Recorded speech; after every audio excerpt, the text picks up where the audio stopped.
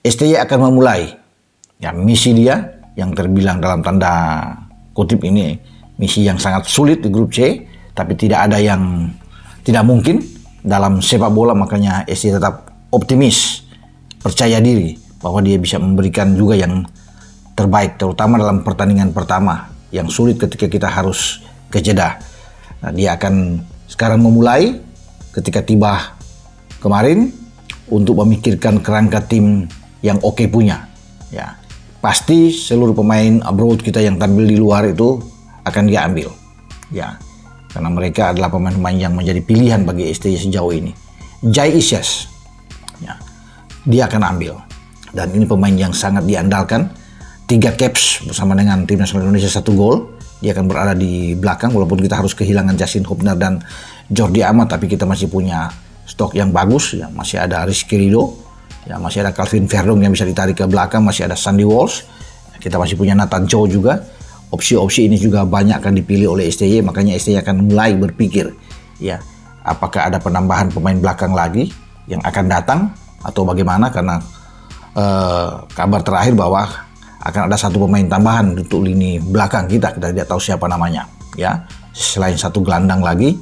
Tapi bagi STY tetap dia akan konsentrasi penuh untuk membawa tim asuhannya tampil sebaik mungkin, semaksimal mungkin di pertandingan demi pertandingan yang dilakoni di grup C ini. Which is good. Yang jadi masalah di Indonesia ini kan kalau gue bilang karena banyak yang ego tinggi, nggak merasa salah walaupun mereka salah, walaupun dihantam sama netizen, mereka nggak merasa salah. Nah, Marcelino, Hernando itu mereka tahu kekurangan mereka di mana. Gue tanya, Hernando gimana kalau Martin Pas datang, apakah lu akan jadi cadangan? Dia bilang, oh enggak, gue happy kalau dia datang karena gue bisa belajar. Dan ini kan menunjukkan bahwa seorang atlet sejati itu harus seperti itu, nggak takut kompetitor, bisa berani belajar, bermain as a team. Dan bahkan gue interview di lain kesempatan itu sama Arhan juga. Dan Arhan juga sangat dewasa, walaupun gue kan berapa kali kritik dia juga. Dan gue sih punya dan kedua itu tadi soal kedewasaannya. Yang kedua, gue ambil kesimpulan bahwa tim ini very solid. Dan terakhir gue juga interview JJ, asistennya di program lain lagi. JJ STY? Ya, JJ STY di program lain lagi. Dari 6 pemain sama JJ yang gue interview, satu kesimpulan yang gue ambil adalah tim ini tuh udah solid. Jadi kalau ada internalnya solid. Internal solid. Jadi kalau ada unsur-unsur dari luar mau merusak internal, nggak bakalan bisa. Nggak bakalan bisa. Jadi ini juga gue bilang kredit ke STY ya, dan ke Erick Thohir juga, bahwa mereka sanggup membuat suasana ini sangat kondusif, solid, walaupun main jelek, walaupun kalah, walaupun apa, tapi mereka tetap solid, saling mendukung. Yang artinya juga bahwa timnas kita harus bermain secara taktis. Jika teman-teman sering mengikuti saya, maka kalian pasti ingat bahwa saya sering mengatakan bahwa bagi sebuah tim, ya mau itu timnas atau juga klub, kalau mau meraih hasil-hasil akhir yang positif, permainan itu harus taktis. Karena permainan yang taktis itu yang bisa mencari kelemahan dari tim lawan dan juga memanfaatkan kelemahan dari tim lawan tersebut dengan permainan yang efektif agar bisa meraih kemenangan. Jadi ya sekarang kalau kita melihat di setiap level, timnas kita itu memang mainnya secara taktis. Indra Safri juga walaupun di fase grup ya Piala AFF U19 lalu kita gak ngelihat taktik yang begitu variatif, tapi kemudian masuk ke babak gugur sudah kelihatan taktiknya berbeda. Ada juga plan B, Nova Arianto juga sama seperti itu, walaupun non Australia menurut saya para pemain kita gak tenang. Jadi nih para pemain kita juga harus bermain tenang lagi ya di level timnas manapun. Pokoknya jangan bermain dengan beban yang besar. Ini mental ini menjadi persoalan di setiap level. Dan kita tahu di Timnas Indonesia Senior dan U23 sudah ada juga taktik game plan dari Sintayong yang diikuti oleh para pemain. Selain itu juga fisik harus kuat, Kalau fisik kuat, ini pokoknya di level timnas nih semua pemain fisiknya harus kuat, stamina harus prima agar ya mereka bisa bertahan bermain dengan ya high tempo atau juga mengatur tempo selama 90 menit atau lebih jalannya pertandingan. Kan pelatih Brasil juga banyak di sini. Pemain-pemain juga sangat banyak sekali Brasil. Dasarnya apa misalnya kalau kita tanya? Dasarnya kenapa kecenderungannya Brasil banyak? Kan nggak ada kajiannya juga. Nah, Nggak ada ilmunya yang kita dapat gitu loh. dia bicara pemain asing, Heeh. pelatih asing, itu kan ada agentnya, Ya, ya kan? Siapa yang paling bertanggung jawab untuk katakanlah kehadiran yang asing-asing ini di liga kita? makanya ketika sebuah liga memutuskan Ini as knowledge ya, sebenarnya saya tahu jawabannya, tapi buat publik, gimana? memutuskan regulasi 8 atau berapapun lah, 4, 6, 8, dasarnya kan apa? Kan nggak pernah terungkap. Kita publik bola, termasuk saya ingin dicerdaskan gitu. Tiba-tiba liga kita bilang 8. Saya pengen tahu sudut pandang sepak bolanya apa gitu. Sebelum lebih lanjut, jangan lupa tekan tombol jempolnya, sebagai tanda bahwa kalian cinta Timnas Indonesia.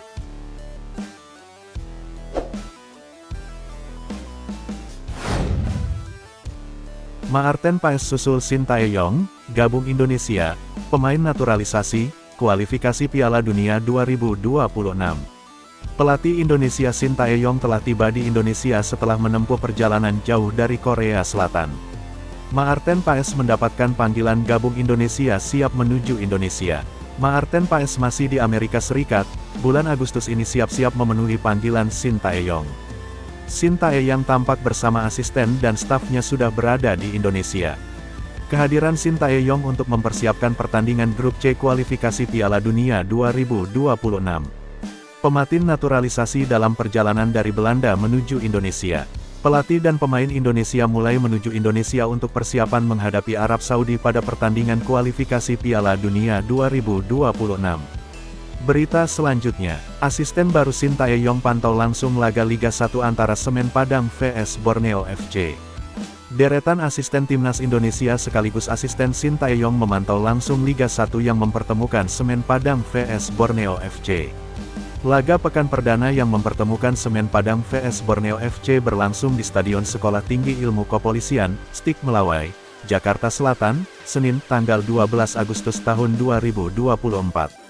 4 asisten Sintayong ini terlihat memantau langsung pertandingan Liga 1 ini.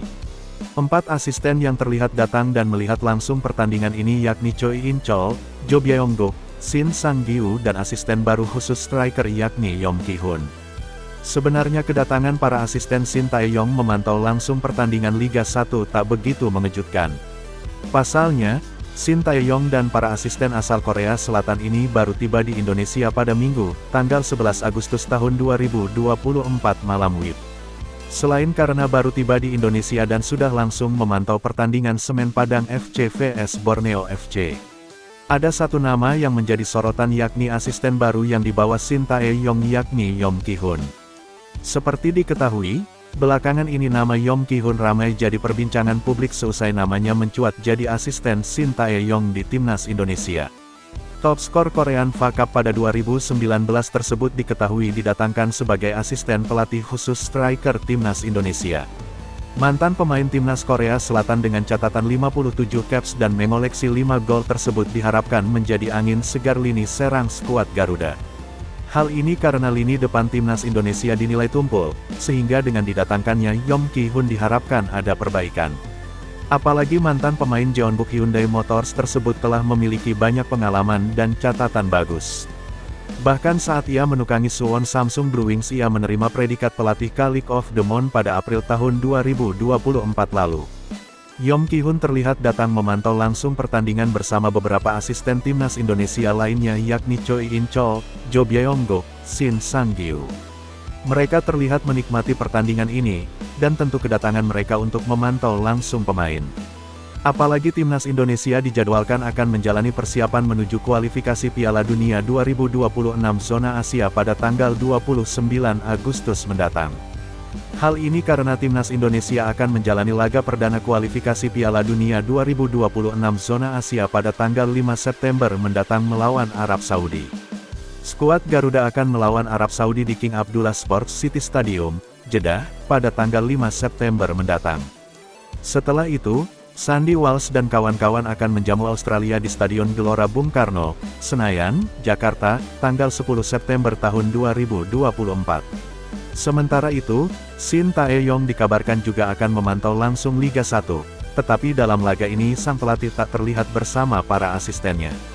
Berita selanjutnya, Sintayong panggil Beto Goncalves ke Timnas Indonesia sebagai penghormatan sebelum pensiun. Sintayong panggil Beto Goncalves ke Timnas Indonesia sebagai bentuk penghormatan sebelum sang pemain pensiun. Beto Goncalves yang kini berusia 43 tahun mengisyaratkan pensiun sebagai pesepak bola profesional di akhir Liga 1 tahun 2024 sampai tahun 2025. Saya jaga diri sekali, jaga makanan dan jaga tidur. Meski saya masih sangat kuat untuk bermain sepak bola, kemungkinan Liga 1 tahun 2024 sampai tahun 2025 jadi yang terakhir buat saya, kata Beto Goncalves kepada awak media termasuk MNC Portal Indonesia di Stadion Sijalak Harupat, Bandung, Jumat tanggal 9 Agustus tahun 2024. Pertama kali mendarat di Indonesia pada 2008, Beto Goncalves merupakan salah satu pemain asing terbaik yang pernah beredar di tanah air. Ia pernah membawa Persipura Jayapura jawara Liga Indonesia tahun 2010 sampai tahun 2011, serta 2 kali memenangkan trofi Liga 2 bareng Persis Solo dan PSBS Biak. Ia juga pernah menjadi top skor Liga Indonesia tahun 2011 sampai tahun 2012 dan Copa Indonesia tahun 2007 sampai tahun 2008. Sederet fakta ini menunjukkan Beto Goncalves punya penyerang biasa-biasa saja. Berkat aksi ciamiknya, Beto Goncalves sampai dinaturalisasi menjadi WNI pada 2018. Ia pun dipercaya memperkuat Timnas Indonesia U23 di Asian Games 2018 mengisi slot pemain senior. Beto Goncalves pun tampil apik di Asian Games 2018 dengan mencetak 4 gol, sebelum akhirnya skuad Garuda Muda dihentikan UEA U23 di 16 besar. Di level senior, Beto Goncalves tercatat mengemas 10 gol dari 12 penampilan. Dalam sebuah wawancara medio Juni tahun 2024, Beto Goncalves pun terang-terangan siap memperkuat Timnas Indonesia jika dibutuhkan. Jika Timnas Indonesia masih membutuhkan saya sebagai pelapis striker, saya siap, kata Beto Goncalves saat hadir di podcast Bicara Bola Garapan Akmal Marhali, medio Juni tahun 2024. Berhubung asisten Sintayong sedang gencar menyaksikan laga-laga klub Liga 1 tahun 2024 sampai tahun 2025, bukan tak mungkin Beto Goncalves masuk ke dalam didikan. Jika bukan untuk kualifikasi Piala Dunia 2026 zona Asia, pengalaman penyerang asal Brasil ini dapat diandalkan ketika skuad Garuda ambil bagian di Piala AFF 2024. Menarik menanti keputusan yang diambil Sintayong. Beranikah Sintayong memanggil Beto demi memberi warna baru di lini serang Timnas Indonesia? Alasan Sintayong tidak memanggil Elkan Bagot ke Timnas Indonesia masih menjadi misteri. Pelatih asal Korea Selatan itu meminta awak media untuk menanyakan langsung ke Elkan. Kan di game pertama ini, Ya, Jordi Amat kena kartu merah, Ya. nggak boleh main. ya, Justin Hamner kena 2 kartu kuning, Ya. nggak boleh main. Ya. Artinya di bawah kan kita kekurangan pemain. ya, Masih ada Jesus, masih banyak yang bagus. ya. Tapi kan terakhir ini kan sepertinya antara STY sama Elkan Bagot itu seperti nggak tahu saya lagi kayak suami Ada- istri lagi Ya. lagi marahan lah. Ada miskomunikasi Ada lah. miskomunikasi. Ya. Coach kalau melihat tadi Jordi nggak ada, Justin Hamner nggak ada, artinya kan kita butuh Butuh Elkan. Elkan. Ya, Kalau menurut Coach gimana nih ambil. ambil ya? Gini, yang gue analisa miskomunikasi antar dua orang ini, kalau gue lihat lebih perbedaan budaya. Ya, saya lebih setuju ke situ. Perbedaan budaya. Karena pada saat timnas main, Elkan nggak dipanggil kan? Dia dipanggil setelah selesai. Sementara dia sudah book liburan. Yes. Dan you cannot do that. Kita udah bikin planning, udah jangan diganggu. Lu nggak mau pakai gue dari awal, ya udah itu hak lu. Tapi jangan ganggu hak gue. Nah sementara Sintayong merasa, ya ini lu negara ini butuh lu loh. Lu kan itu mungkin ini perbedaan budaya antara Barat sama Asia, Ya. sehingga nggak perlu dijauh-jauhi lah. Dia sudah nggak dipanggil lagi beberapa match, itu hak Sintayong untuk memberi ya mungkin sanksi, sedikit sanksi lah. Tapi dengan sikon seperti Cubit ini, lah ya. ya sentil. Tapi dengan sikon seperti sekarang, Sintayong juga harus sadar kita butuh. kita butuh Elkan dengan ketidakadilan dua orang. Dan kalau gue bilang sih turunin ego lo, panggil tuh Elkan. Dan Elkan siap kok. Setuju. Gitu ya. Nah, ini berarti selama 3 musim berturut-turut ya, Elkan Bagot dipinjamkan, ya bahkan bukan 2 tahun ya, 3 tahun ya, dari sejak dia dibeli oleh Ipswich Town tahun 2020, dia selalu dipinjamkan ke Kings Lynn Town, kemudian ke Gillingham, ke Cheltenham Town juga pernah, lalu ke Bristol Rovers musim lalu selama setengah musim, dan kali ini ke Blackpool. Blackpool ini kalau teman-teman yang udah ngikutin bola let's say 15-20 tahun terakhir, ini tim yang pernah juga mencicipi kerasnya Liga Inggris tahun 2010 dan 2011 ya.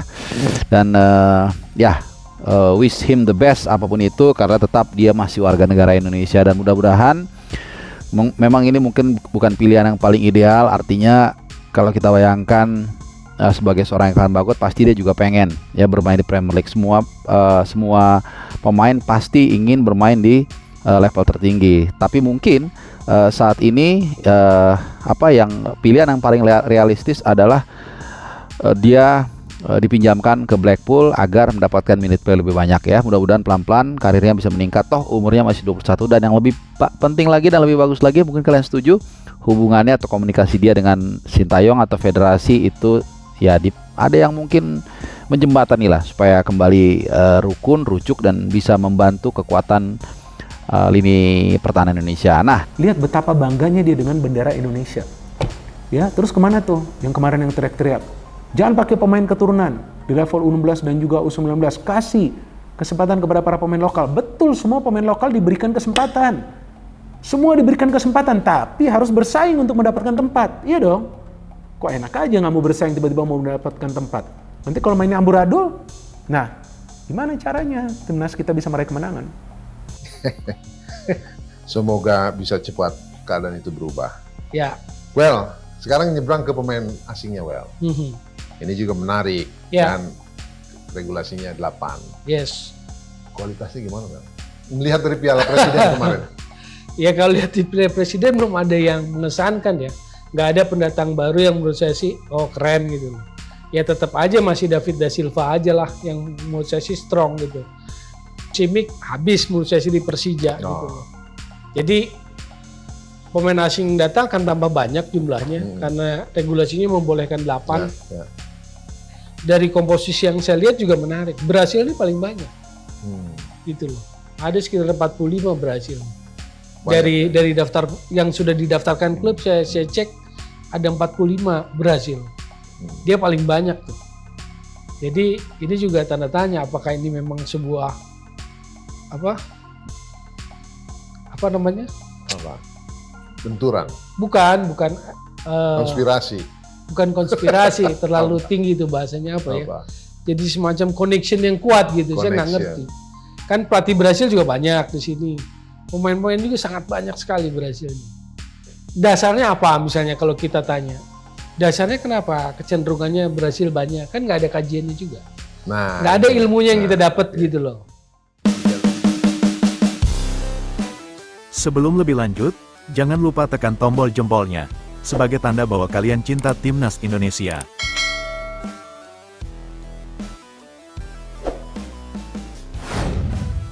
Pengamat sepak bola, Justinus Laksana atau akrab disapa Coach Justin meminta Sintayong menurunkan ego dan memanggil Elkan Bagot lagi ke Timnas Indonesia.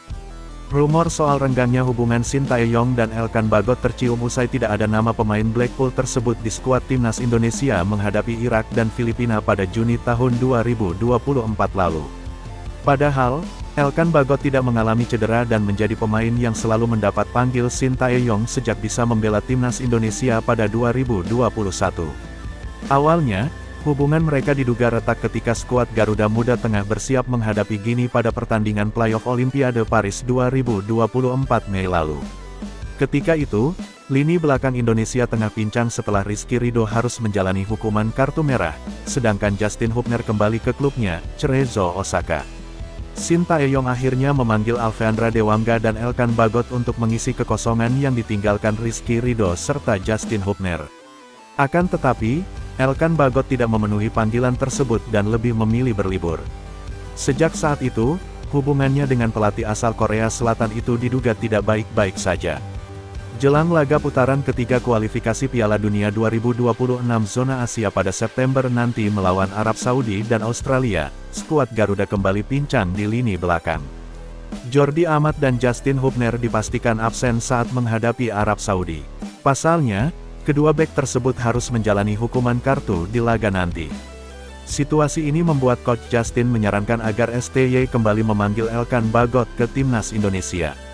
Menurutnya, permasalahan keduanya lebih kepada perbedaan budaya saja. Analisis saya miskomunikasi antar dua orang ini lebih kepada perbedaan budaya.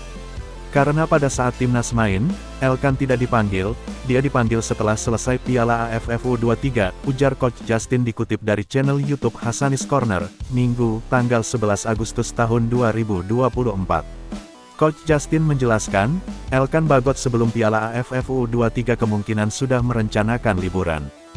Hal ini dilakukan karena namanya tidak dipanggil STY. Oleh karena itu, pemain berusia 21 tahun ini tidak mau bergabung dengan skuad Garuda Muda karena sejak awal memang sudah punya rencana untuk berlibur.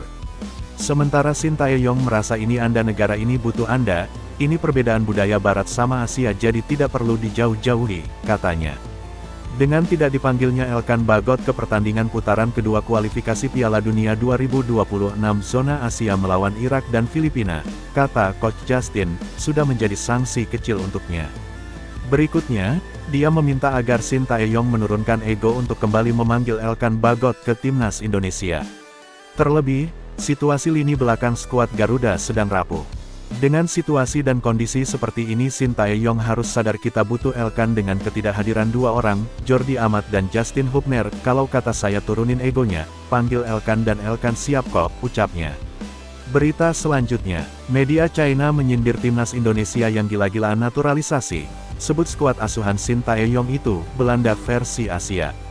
Media China menyindir timnas Indonesia dengan sebutan, tim Belanda versi Asia, jelang putaran ketiga kualifikasi Piala Dunia 2026 zona Asia. China dan timnas Indonesia tergabung di grup C kualifikasi Piala Dunia 2026 zona Asia bersama Jepang, Australia, Arab Saudi, dan Bahrain. Di atas kertas, sulit bagi China, timnas Indonesia, dan Bahrain untuk mendapat 2 tiket lolos langsung ke Piala Dunia 2026.